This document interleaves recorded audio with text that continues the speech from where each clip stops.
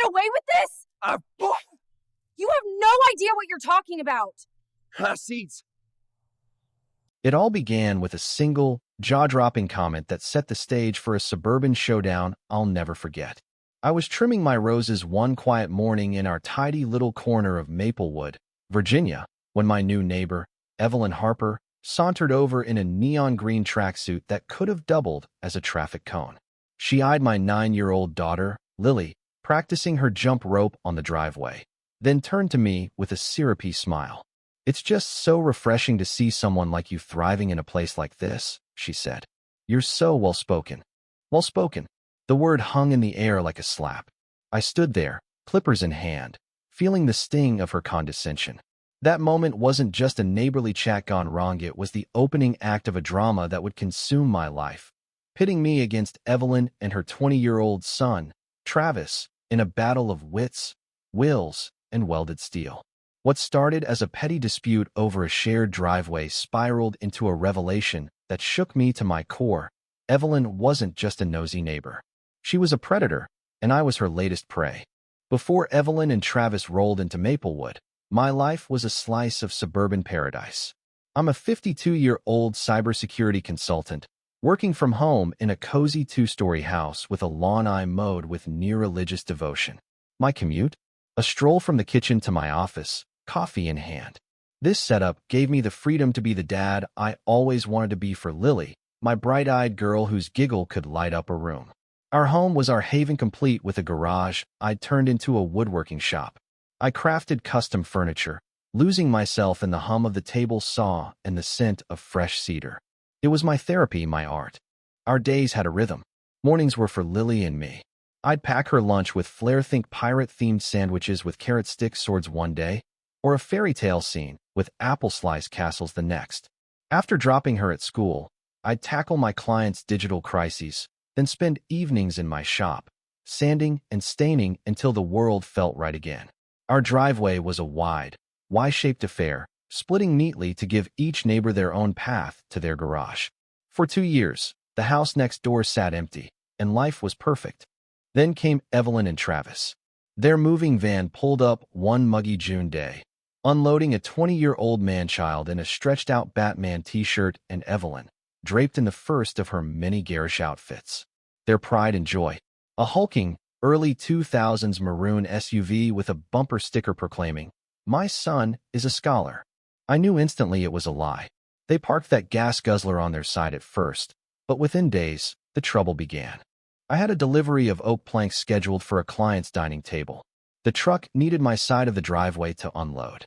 But that morning, Evelyn's SUV was parked dead center, straddling the Y, blocking both our paths.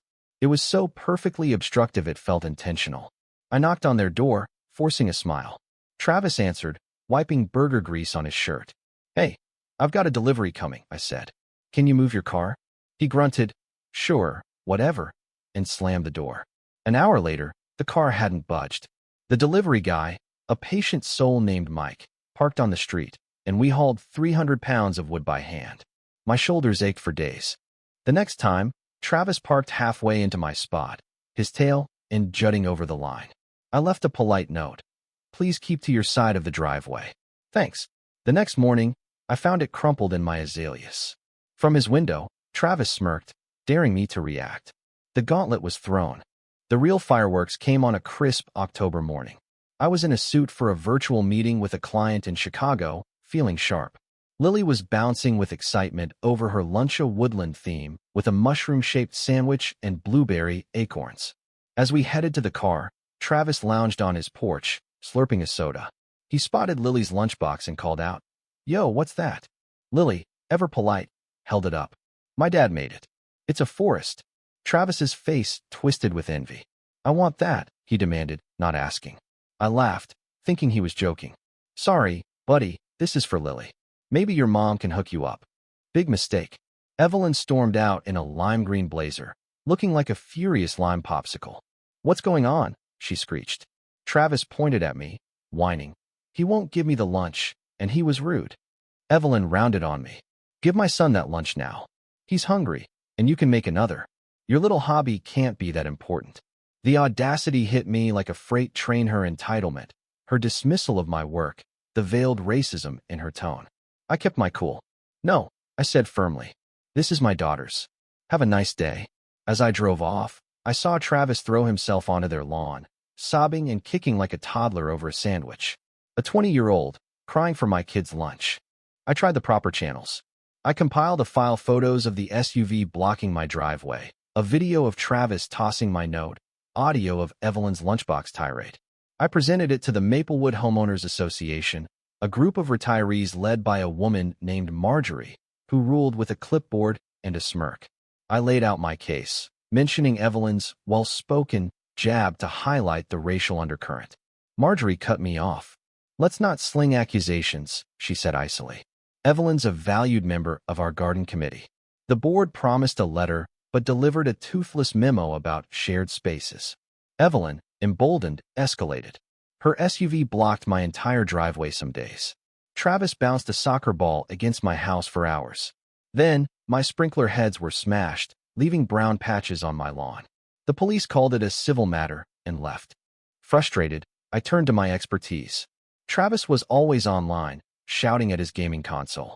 I ran a network scan and found their Wi-Fi unsecured, leaking data like a sieve. A username, SoulKing99, popped up on a forum for Motown music fans. Digging deeper, I found SoulKing99 was a revered moderator, posting eloquent essays on black culture and civil rights, essays plagiarized from memoirs, paired with stock photos of vinyl records. SoulKing99 was Travis, a white kid from the suburbs, posing as a black activist. The hypocrisy was staggering. I saved everything but held off using it. I wanted a solution that hit closer to home. Staring at my woodworking tools, I hatched a plan.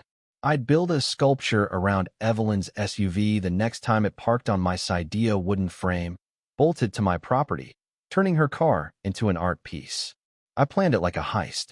Lily and I booked a trip to the Outer Banks. I sourced cedar beams, storing them off-site. I designed a lattice structure, beautiful yet immovable, and pre-cut the pieces. I upgraded my cameras to capture every moment. The chance came during a neighborhood cookout. Travis, true to form, kicked his soccer ball into my grill, sparking chaos near the kids. Evelyn blamed me. That night, their SUV parked deep in my spot, its nose inches from my garage. At midnight, I donned my work gloves and got to work.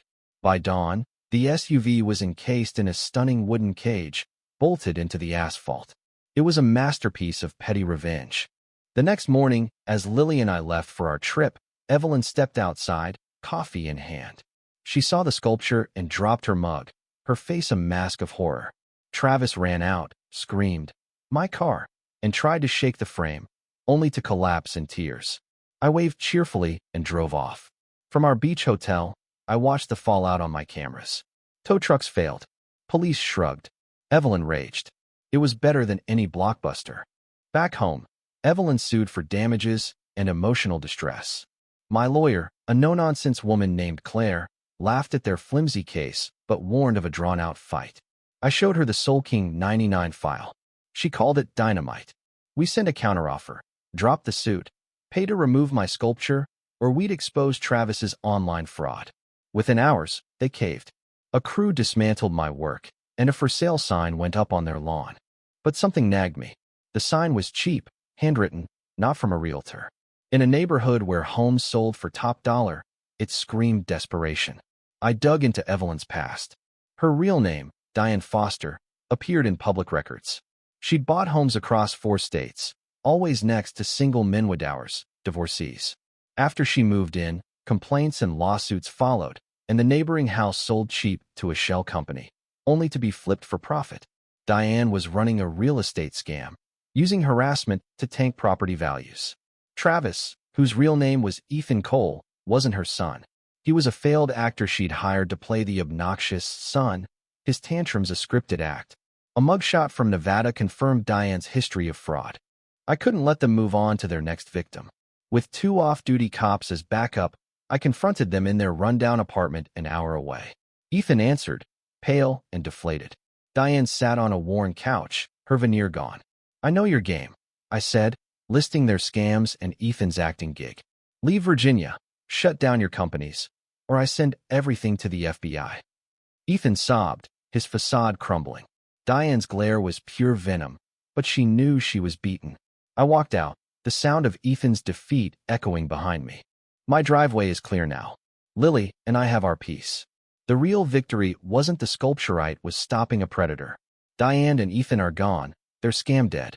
As I sand my latest table, I know justice isn't found in courts. Sometimes you carve it yourself. What do you think? Was I right to take matters into my own hands? How far would you go to fight injustice or protect your family? Share your thoughts in the comments. I am curious to hear your take on vengeance and fairness in a world that often feels unfair.